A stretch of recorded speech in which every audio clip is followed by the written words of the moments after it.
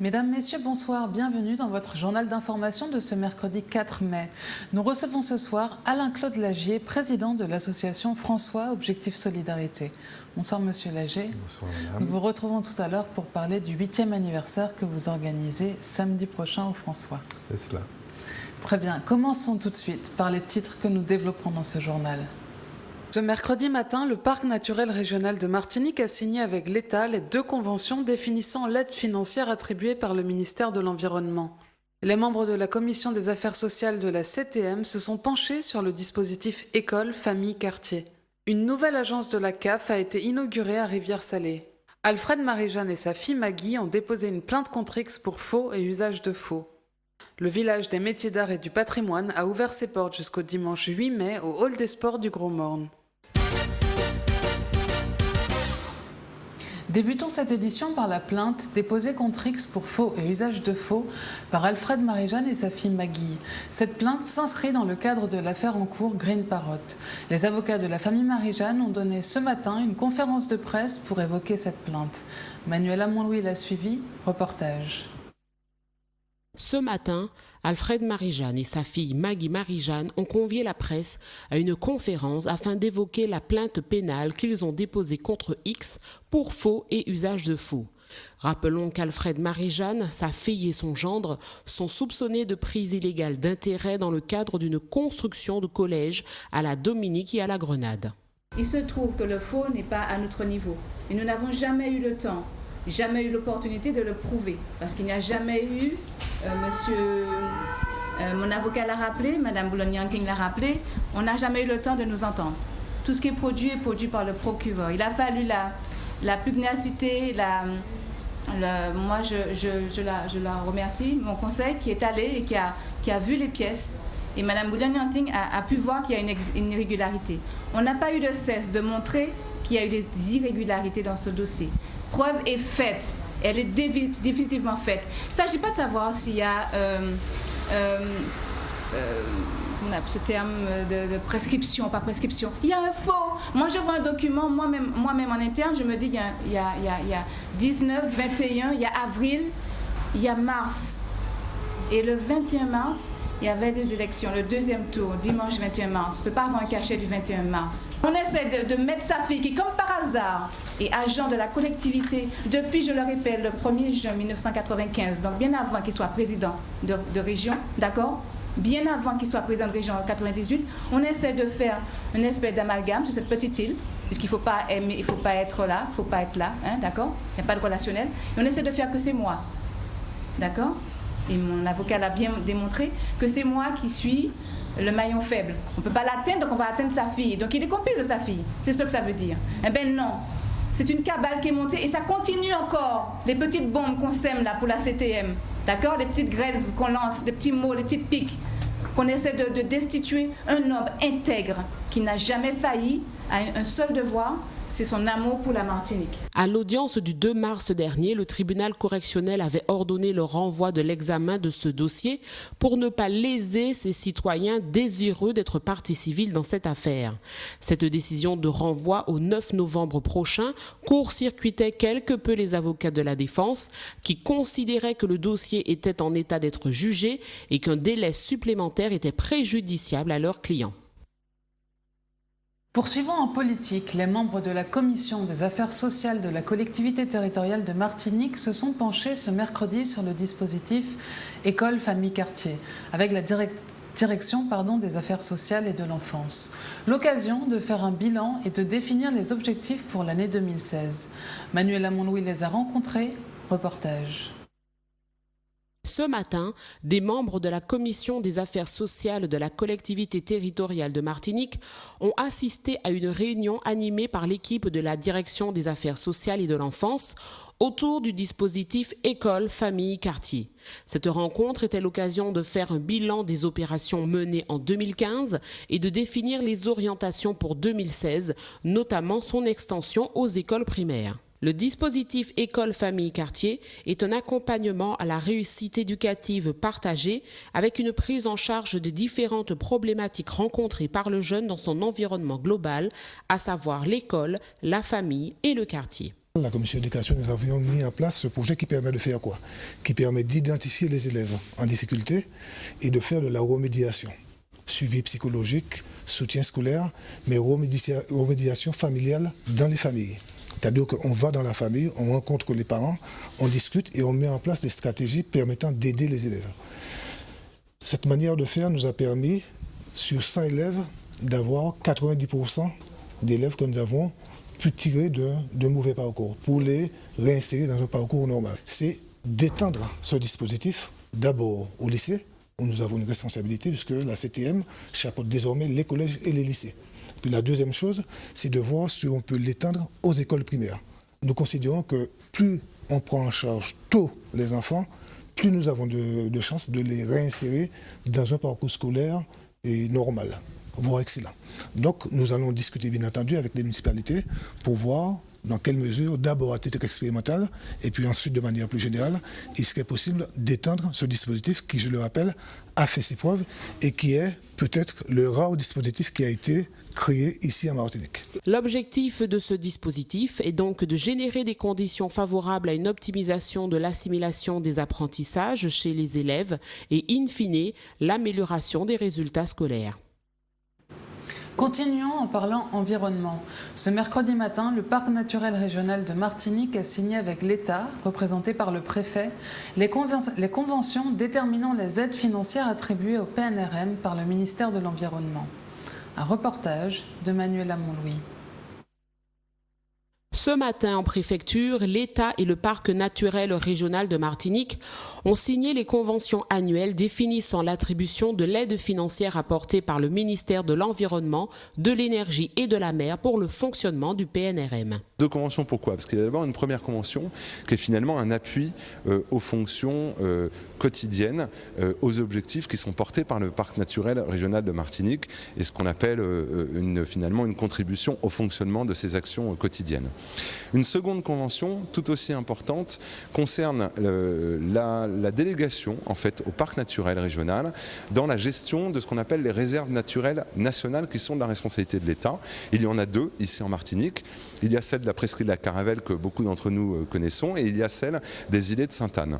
Donc ces deux réserves naturelles nationales, par convention, sont déléguées en gestion au Parc naturel qui bénéficie de ce point de vue-là d'une subvention de l'État, qui est d'ailleurs en hausse. Le président du parc a eu la gentillesse de le souligner, en hausse pour l'année 2016. Au-delà, je dirais, de la protection et de la mise en valeur du patrimoine, nous avons tout un suivi scientifique, une démarche également en collaboration avec l'université. Nous avons une mise en valeur du patrimoine et surtout une gestion importante de ce bien, des programmes de recherche scientifique qui sont menés sur ces réserves. Il faut savoir que ces réserves abritent un certain nombre d'espèces endémiques à la Martinique, aussi bien du point de vue végétal que du point de vue animal, avec certaines espèces d'oiseaux comme le car rouge ou la didine, qui sont des espèces qu'on ne trouve qu'en Martinique. Donc il est important aujourd'hui que l'on puisse avoir les moyens de mener ce plan de gestion de la réserve. Nous avons signé une convention pour finaliser, pour pouvoir, je dirais, actualiser et concrétiser cette gestion. Le Parc naturel régional de Martinique pourra ainsi assurer au mieux ses missions de protection des paysages et du patrimoine culturel et naturel, notamment par une gestion adaptée. Partons à présent à Rivière-Salée. Ce mercredi était organisée l'inauguration de la nouvelle agence de la Caisse d'allocation familiale de la commune. Une ouverture dans un souci d'assurer un service de proximité sur le territoire. Cette agence est agrémentée des équipements numériques permettant notamment les démarches en ligne. Plus de précisions dans ce reportage de Walter Pintor. Afin de garantir à ses allocataires l'accessibilité à ces services sur l'ensemble du département, une nouvelle agence CAF a été inaugurée aujourd'hui dans la commune de Rivière-Salée. L'accueil est organisé 4 jours sur 5 en rendez-vous et le nombre de visites moyen par jour attendu est de 40 allocataires. Des multiples canaux d'accès aux services sont disponibles grâce à des espaces libre-service, une borne multiservice accessible 24 heures sur 24, un espace de télétravail dédié afin d'offrir un service conciliant vie professionnelle et vie familiale aux agents de la CAF Martinique et une Wi-Fi gratuite. Quand on arrive dans les points CAF, dans les espaces numériques CAF, il y a un Wi-Fi gratuit. Donc le Wi-Fi, il suffit juste de détecter la borne Free CAF AirZone. Alors hop, je clique. Là, le téléphone se connecte. Quand c'est un téléphone iPhone, il se connecte directement. On tombe sur la page de connexion. Et là, on descend. On peut laisser son email pour pouvoir recevoir les informations de la CAF, etc. Et je clique. Une fois que j'ai cliqué, ça nous connecte et on peut surfer. Donc le surf, il est complètement gratuit, il est illimité. Et quand la page ne s'affiche pas comme ça, il suffit tout simplement d'aller sur un site internet, naviguer et on verra la page de connexion de la CAF. Mais que pense la population sudiste sur cette nouvelle agence ? C'est très bien parce que vous voyez, je suis venue à la CAF, je ne sais même pas bien marcher. Si j'ai besoin de papier, au lieu d'aller juste sous Fort-de-France ou bien Lamentin, c'est plus facile pour nous à Rivière-Salée. Surtout pour les mamies qui n'ont pas de voiture, en plus ils ne peuvent pas se déplacer, c'est très bien à Rivière-Salée. Écoutons Éric Picot, président du conseil d'administration de la Caisse d'allocation familiale de la Martinique, qui nous en dit un peu plus sur cette nouvelle structure. Nous sommes d'abord très heureux, et c'est presque un pléonasme de le dire, puisque comme nous l'avons toujours dit, notre rôle et notre mission première est d'aider les familles dans l'éducation des enfants, dans leur propre éducation, et de faire en sorte que tout un chacun se sente bien dans cette société martiniquaise. Et donc, les choses évoluent. Nous sommes passés à l'ère du numérique, c'est l'informatique, nous avons mis des bornes, etc. Mais il convient également, puisque Place d'Armes est quelquefois peut-être surbooké, que nous ayons à mettre des agences où cela convient. Parce qu'à Rivière-Salée, on peut dire qu'il y a effectivement une grosse effervescence populaire. Et dans ce sens, je crois que nous avons réussi la mission. Et d'ailleurs, vous voyez que comme c'est déjà ouvert, les gens ont l'air très contents. Et à partir de ce moment, nous sommes heureux d'avoir répondu également à ce challenge. Qui dit nouvelle agence dit nouvel emploi. Nous avons rencontré Laurent Percy qui nous en dit un peu plus sur sa mission. J'ai été engagée pour effectuer une mission de service civique, c'est-à-dire que j'oriente les allocataires, je réponds à leurs questions s'ils ont besoin de renseignements, j'effectue des demandes d'aide au logement avec eux. Je les aide aussi à faire leur déclaration trimestrielle, donc tout ce qui est pour l'outil informatique, les aider à utiliser l'ordinateur, lutter contre la fracture numérique. Cette nouvelle agence de Rivière-Salée répond à une proximité impérative et montre que la CAF fait tout pour rester proche de ses allocataires. Parlons identité martiniquaise maintenant. La deuxième édition du Village des métiers d'art et du patrimoine s'est ouverte ce mercredi au Hall des sports du Gros Morne. Des artisans de tout corps de métier y présentent jusqu'au dimanche 8 mai leurs travaux valorisant l'identité patrimoniale martiniquaise. En voici un aperçu, reportage. La ville du Gros Morne et la coopérative martiniquaise du Bois ont ouvert ce mercredi la deuxième édition du Village des métiers d'art et du patrimoine. Des produits de l'artisanat d'art local, des ateliers, des défilés de costumes traditionnels sont donc organisés jusqu'au dimanche 8 mai dans le hall des sports du Gros Morne. Le village du métier d'art et patrimoine, c'est un village qui a été initié par la coopérative martiniquaise du Bois, dont l'existence est depuis 1999, en collaboration avec la municipalité gomornaise. Donc nous avons réuni dans le hall de sport du Gros Morne plusieurs artisans de différents corps de métier pour montrer un petit peu leur savoir-faire et susciter des vocations pour que les jeunes puissent venir englober leur métier et puis ce sera un village ludique. Des ébénistes sont également présents sur le village. Ils y présentent leur travail artisanal mais également leur savoir-faire, notamment le travail en atelier.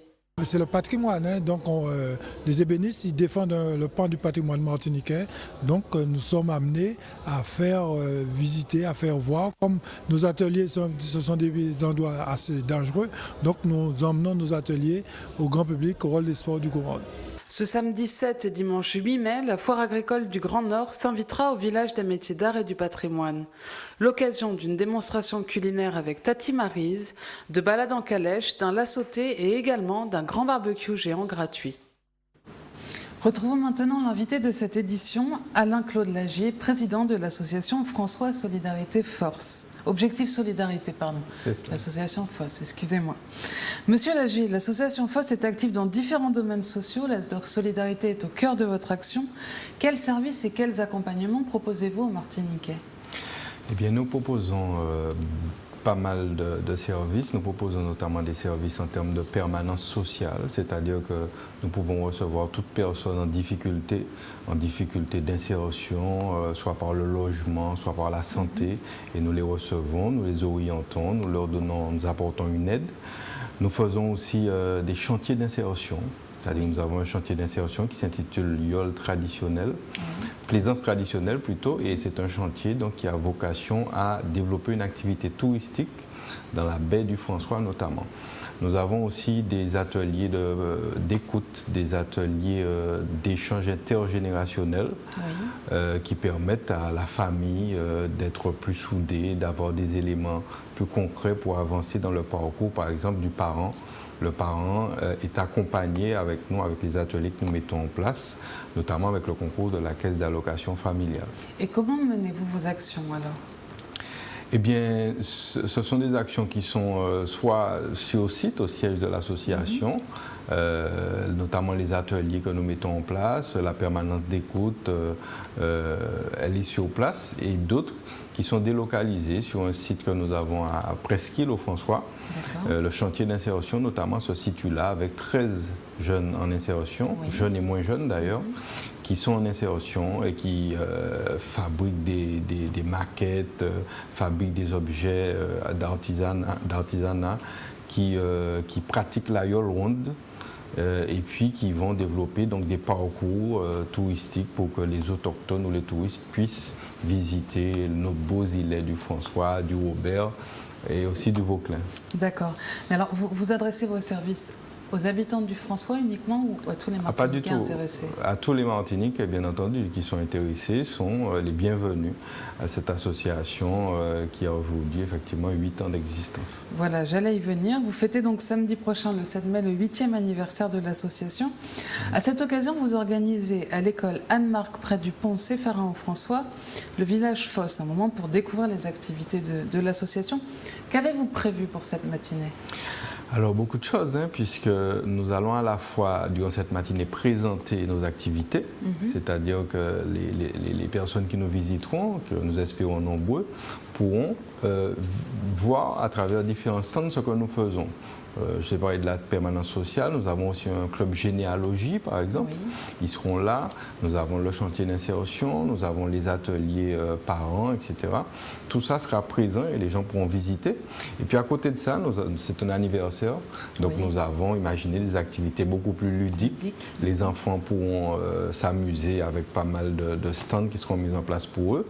Il y aura aussi de la restauration, il y aura un groupe, pour ne pas le citer, Carrick Jones, qui nous gratifiera de peu de musique pendant toute la matinée, et puis beaucoup de choses en fait de ce type, et puis une animation musicale, une animation podium avec un groupe de danse aussi, avec une animation assurée par la ville du François. Donc tout cela, une matinée festive, mais en même temps qui permettra aux gens de découvrir ce que nous faisons. Très bien. Merci beaucoup, Monsieur Lagier, de nous avoir présenté cette matinée. C'est la fin de cette édition. Merci à vous, chères téléspectatrices et téléspectateurs, de nous avoir suivis. Dans un instant, retrouvez les informations nationales et internationales avec Euronews. Puis à 20h30, retrouvez votre émission Au cœur de nous-mêmes. Passez une agréable soirée sur Zouk TV. À vendredi.